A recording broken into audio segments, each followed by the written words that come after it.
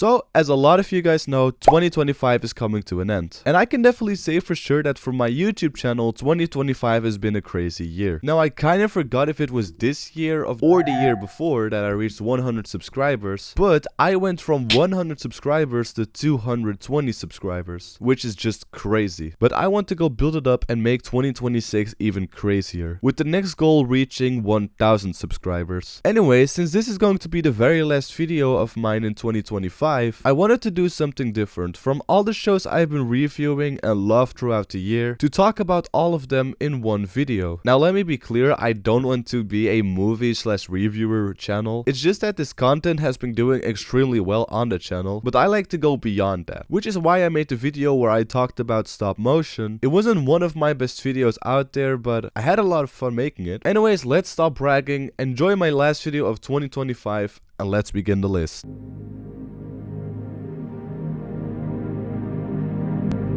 We're going to start off with the show who holds a special place in my heart. The Amazing Digital Circus. Believe it or not, but when I made a video where I talked about the Amazing Digital Circus, it got to be one of my most popular video ever with 5,000 views. And I was planning to make another video about the Digital Circus. The only reason I didn't do that was because I didn't really care about the show no more. In the beginning of the Amazing Digital Circus, you get introduced by Kane, who explains what the Digital Circus is about, and it only builds up from there. You will learn the world where they live in, the characters that are in the show, and it even has a crazy lore. The only problem that I really have with the Digital Circus is that over the times it really has lost some of its magic, and it kind of got random. In comparing with the very first episode and then the very recent one, they feel so different from each other, and the reason because the show didn't hold something special no more. It became from being a immensely interesting and luring show to just being too basic. They sort of dropped their lore and just became a very regular show, which made my interest for the show just drop so much. Maybe that they will do something special in the future what they didn't show to us, but for now it's just a 3D science fiction show. But it is made by Glitch though, and Glitch also makes SMG4 videos, so that gets bonus points for me. The Digital Circus is a pretty good show, but not as good as...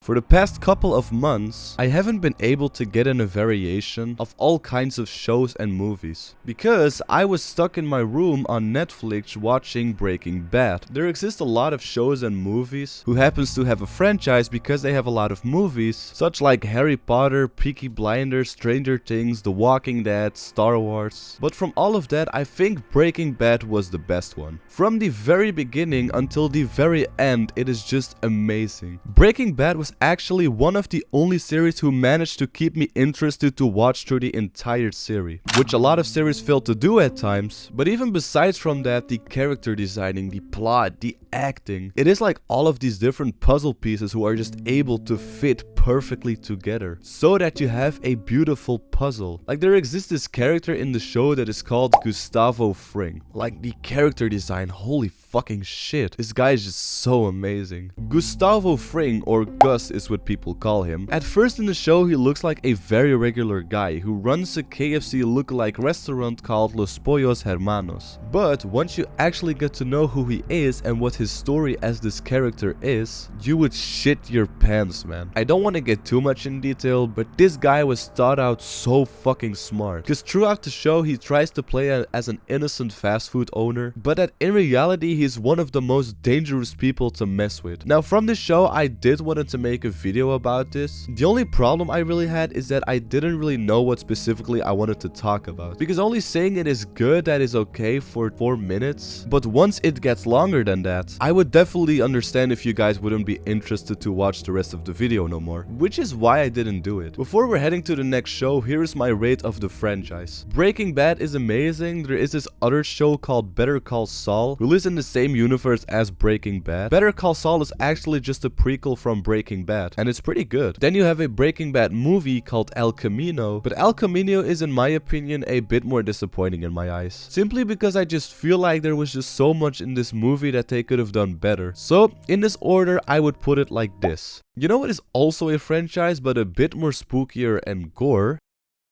Yep, I had to bring this one on the list too. I have talked about the platform before, and as interesting Breaking Bad was, the platform 1 and 2 are also really interesting, not because they're really good, but either really weird. I find it actually crazy that I could ramble about this movie for more than 15 minutes. This is so far the longest video out there. In the video itself, I was talking about how amazing the platform is and how great the story is. Don't get me wrong, the first platform movie, I've watched that one like over 5 times. The platform is about people who live in a platform. Wow, who would have guessed? Where they would have to stay for a period of time. And that there comes a huge square with lots of food on, and you either get a really number by being on a high number for lots of food or a low number and almost no food. Now you would think that the food system in the platform is all what the movie's focused on, and as that is, you'll also get to see lots of other things like how the main character Goreng spends their time here. The first movie of the platform was really fantastic, but a lot of people after watching the platform were really hoping for a sequel to be released because it ended so strong that people just wanted to see more, wanting to get more answers on why people go here. And the people who made the platform actually gave the fans what they wanted by releasing the platform 2. And it was actually a really disappointing sequel. Even worse than the sequel of the amazing Spider-Man 2. What have they done, man? The thing what the fans wanted for the second movie to happen didn't happen at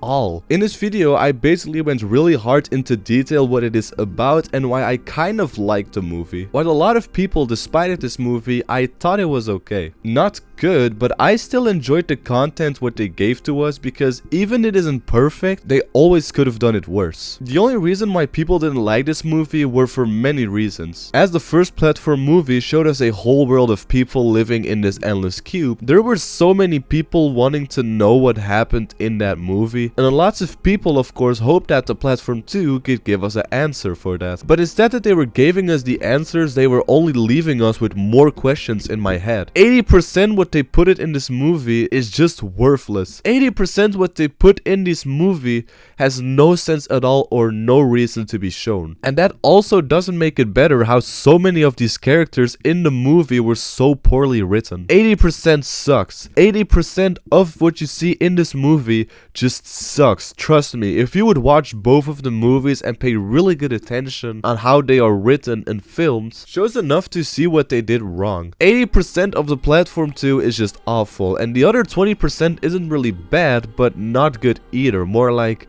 eh.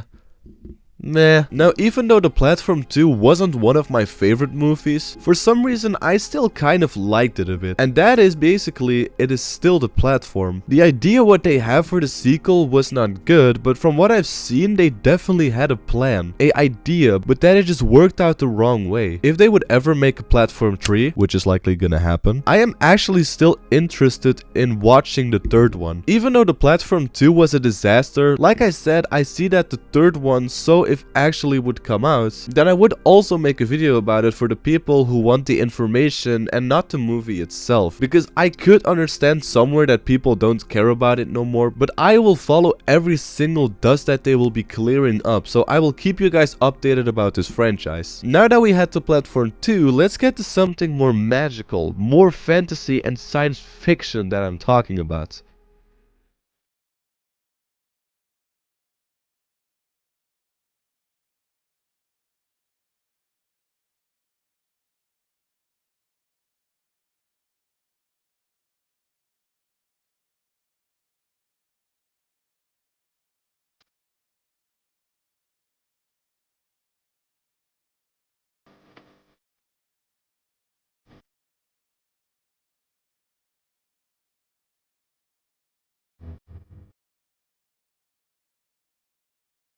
Oh yeah, baby. I am gonna be very honest with you. I was planning on making a video about the Dark Crystal a while ago. The only reason I haven't done it is because I didn't really got into the franchise. It is a fabulous world with a fabulous idea. Like I said, I haven't really got into the franchise. I haven't read the 3 books yet. I haven't watched the movie or the Netflix series. But here's a little surprise for you. Probably the next video what I will be talking about is the Dark Crystal. I've known the Dark Crystal from a YouTuber, The Odd Ones Out. And let's let's be honest, you have too. The Dark Crystal is a movie all the way back in 1982. The Odd Ones Out has made an entire video on what it is about and sort of reviewed the Dark Crystal Netflix series, but what I wanted to do is get the whole franchise in just one simple video. Like I said, I haven't read any of the books, I haven't seen the movie or Netflix show, but from what I've heard, this one sounds like a really good franchise. So I am honestly excited to get fully into it. I will also try to do my best not to make my Dark Crystal video looks like James's one, but I don't know if that will be a problem since I am a smaller channel than him and he really spoke about the movie itself, not the entire franchise. So yeah,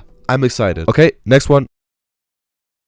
What kind of movie was this? As for the Amazing Digital Circus and the Platform 2, the Minecraft movie or a Minecraft movie was kind of the only movie what I talked about where I was just being straight up negative compared to all the others. The reason for this is that the very first trailer that they showed for a Minecraft movie looked really bad. A lot of people couldn't really stand straight with it, that this was a movie with real life people, while Minecraft itself is a blocky animation game. But when I saw the actual movie, it was kind of alright. I was a bit scared that the Minecraft movie would just feel like a ripoff from the movie Jumanji, but they actually made the movie pretty fun to watch. A lot of things what I've hoped for that they would bring in the movie was just there. The Elytra scene, the Nether, Flint and Steel. So the fact that this is a real life movie, for some reason people just saw through the fingers and actually enjoyed it. Even stronger, the movie became a whole meme, which is kind of understandable. If you would see what kind of movie this is, and yeah,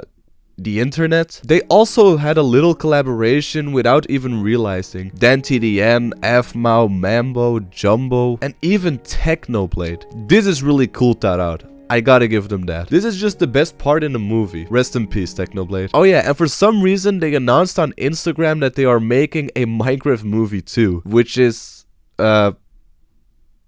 okay.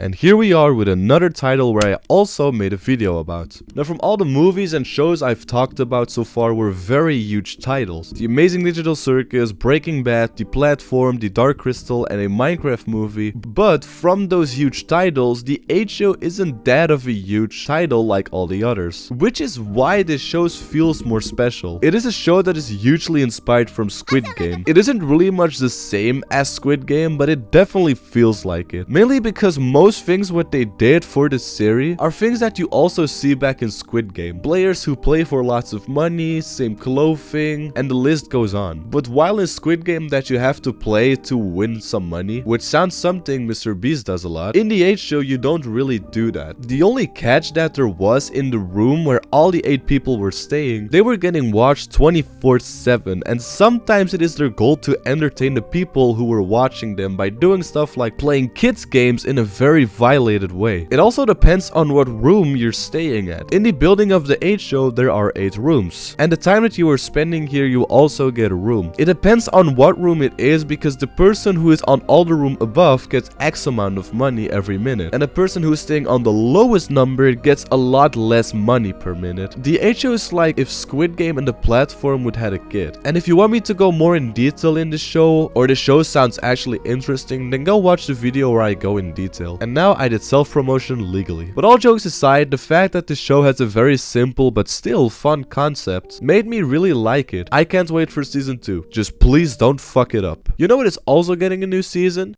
Yeah, that's right, this guy right here.